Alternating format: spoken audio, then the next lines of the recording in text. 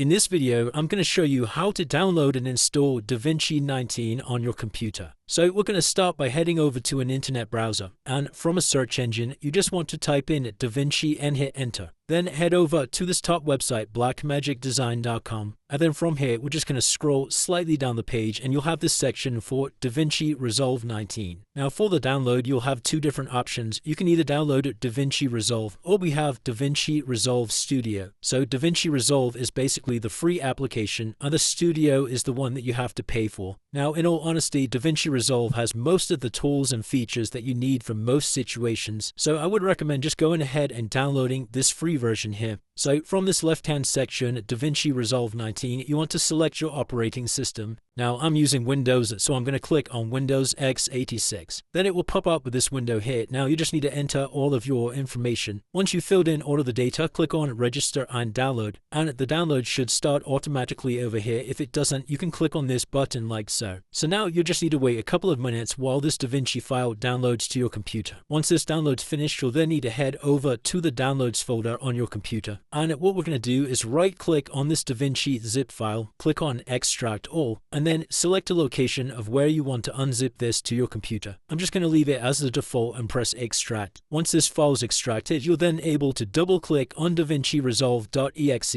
Make sure you have all three of these options checked for its full features and click Install, and then just go through your steps to complete the installation. So I'm going to hit Next, agree to the terms and conditions and hit Next. Click on Next again and press Install. Once it's finished installing, you can hit Finish, and then we can head over to the Start menu and we can open up the DaVinci Resolve application. Click on New Project to create a new DaVinci Resolve project and select Create. And now you'll be able to start editing and creating your projects. So it's as simple as that, guys. If you did find this video helpful, then let me know in the comments and I'll see you in the next one.